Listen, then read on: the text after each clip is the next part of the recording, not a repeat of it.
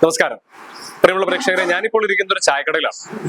എന്നാൽ ഇത് വെറും ഒരു ചായക്കട മാത്രമാണോ എന്ന് ചോദിച്ചാൽ രണ്ടാമതൊന്നുകൂടി ആലോചിക്കേണ്ടി വരും. കോഴിക്കോട് കല്ലുത്താൻ കടവിലുള്ള ഈ ഹോട്ടൽ കമലയിൽ എത്തിയാൽ പ്രേക്ഷകരെ കാത്തിരിക്കുന്നത് ഫുട്ബോളിനെ കുറിച്ചുള്ള അറിവിന്റെ കമനീയമായ ഒരു ശേഖരമാണ്. കഴിഞ്ഞ 20-ലധികം വർഷമായി ലോകകപ്പിനെ കുറിച്ചും ഫുട്ബോളിനെ കുറിച്ചുമുള്ള അറിവുകൾ ശേഖരിച്ചു വെച്ചുകൊണ്ടിരിക്കുന്ന ശിവദാസൻ ചേട്ടന്റെ ഈ കമല ഹോട്ടലിനെ കുറിച്ചുള്ള വിശേഷങ്ങളാണ് ഇന്ന് മറുനാടൻ പ്രേക്ഷകരുമായി പങ്കുവെക്കുന്നത്. നമുക്ക് ഹോട്ടൽ കമലയിലെ കാഴ്ചകളൊന്ന് കണ്ടുവരാം.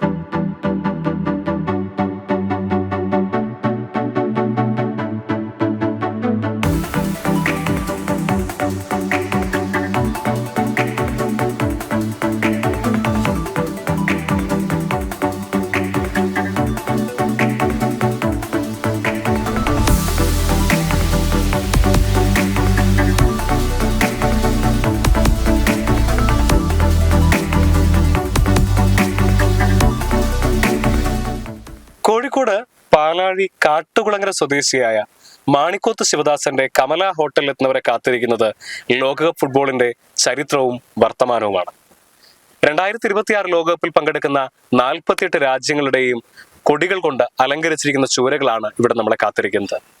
1930 മുതൽ 2022 വരെയുള്ള വർഷങ്ങളിൽ ലോകകപ്പ് ജേതാക്കളായ രാജ്യങ്ങളുടെ പേരും ചിത്രങ്ങളും ചുവരുകളിൽ ആലേഖനം ചെയ്തിരിക്കുന്നു.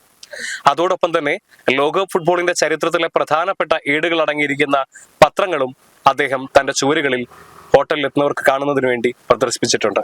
പെലെയുടെയും മറഡോണയുടെയും എല്ലാം മരണമടക്കം ഇതിൽ ഉൾപ്പെടുന്നു.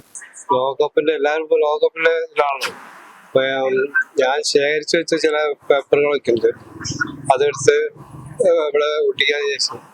നമ്മള് സ്നേഹം പറഞ്ഞപ്പോ അത് ചെയ്തതാണ്. അപ്പം ഇത്രയും ഇതാവും വിചാരിച്ചില്ല. പിന്നെ 1930 22 എല്ലാ ജയിച്ച ടീമിന്റെ ഫുള്ളെടുത്തതാണ്. പിന്നെ ഖത്തറിൽ നിന്ന് വന്ന നോട്ടുകള്, കണ്ണാടകൾ, പ്ലാസ്റ്റിക്, അങ്ങനെ എല്ലാ സാധനങ്ങളൊക്കെ. ഇപ്പോൾ ഞാൻ പുരാവസ്തു ശേഖരിക്കുന്നതിനിടയിൽ ശേഖരിച്ചാണ് ഇതൊക്കെ. അപ്പൊ ഇവിടെ ചെയ്യാനുള്ള സൗകര്യമുള്ളതിനെ കൊണ്ട് ചെയ്തതാണ്. 2022 ഖത്തർ വേൾഡ് കപ്പിൽ ഉപയോഗിച്ചിരുന്ന പന്തും മറ്റ് സുവനീറുകളുമെല്ലാം ഒരു അമൂല്യ വസ്തു എന്ന കണക്കെ അദ്ദേഹം തന്റെ ഹോട്ടലിൽ സൂക്ഷിച്ചു വച്ചിരിക്കുന്നു. കേവലം കാൽപന്ത് കളിയിൽ മാത്രം ഒതുങ്ങുന്നതല്ല മാണിക്കോത്ത് ശിവദാസന്റെ കമ്പം. കഴിഞ്ഞ 20 വർഷക്കാലമായി അദ്ദേഹം നിരവധി പുരാവസ്തുക്കളും ശേഖരിച്ച് തന്റെ ഹോട്ടലിനകത്ത് പ്രദർശിപ്പിച്ചു വരുന്നുണ്ട്. അതിനകത്ത് പോർത്തുഗീസ് കാലത്ത് തടവ് പുള്ളികളെ അണിയിക്കുന്നതിന് വേണ്ടി ഉപയോഗിച്ചിരുന്ന കൂട് മുതൽ പ്രാചീന കാലത്ത് ഉപയോഗിച്ചിരുന്ന പെട്ടികളും റാന്തൽ വിളക്കുകളും വരെയുണ്ട്. ഞാൻ ചെറുപ്പത്തില് ചില സാധനം വാങ്ങി പോളിഷ് ചെയ്താണ്. പിന്നെ അങ്ങനെ ഓരോന്നോരോന്ന് വാങ്ങി വെച്ച് പിന്നെ അതിനോട് ഇങ്ങനെ കമ്പം കൂടി പുരാവസ്തു ചെടി ശേഖരിച്ചു തുടങ്ങിയിട്ടുണ്ട്. 10-20 കൊല്ലത്തോളായി. പക്ഷെ കൂടുതലായിട്ട് ഒരു 10 കൊല്ലത്തോളായി.